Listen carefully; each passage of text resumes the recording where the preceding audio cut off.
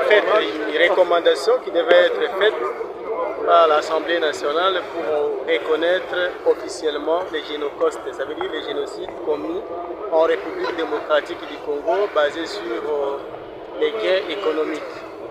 En fait, mon intervention a porté essentiellement sur les améliorations qu'il fallait apporter dans les textes qui a été proposé par un groupe de collègues députés qui avaient travaillé sur cette recommandation-là.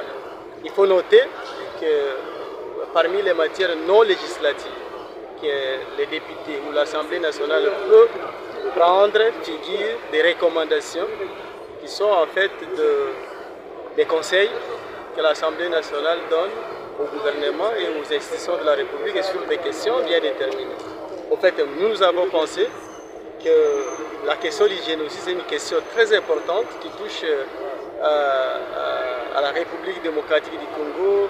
On connaît dans son histoire la plus récente et même un peu lointaine, nos populations, surtout de l'Est, ont été massacrées, ils ont subi plusieurs atrocités qui peuvent être qualifiées de génocide.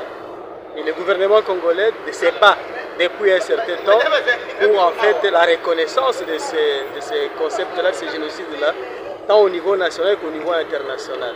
Si à notre niveau à l'interne, les débats ne se posent pas, ça veut dire que nous, Congolais, peuple congolais, nous reconnaissons que les atrocités commises dans notre pays à l'Est sont constitutives de crimes de génocide.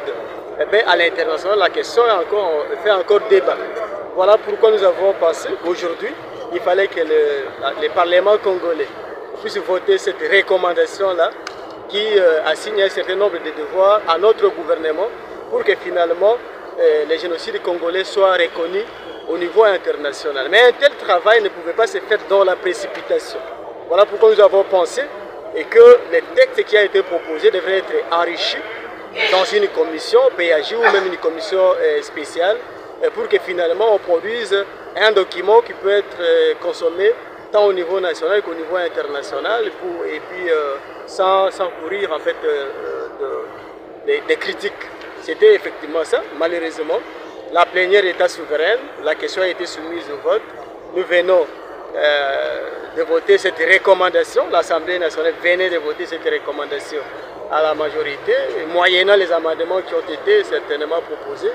Et voilà ce que nous pouvons dire aujourd'hui, que l'Assemblée nationale a fait sa part, au gouvernement de continuer à faire sa part pour que la voix du Congo soit entendue, tant au niveau national, au niveau africain qu'au niveau international, et sur cette question de génocide qui se commet chez nous chaque jour pour des raisons notamment économiques. Merci honorable. Merci beaucoup.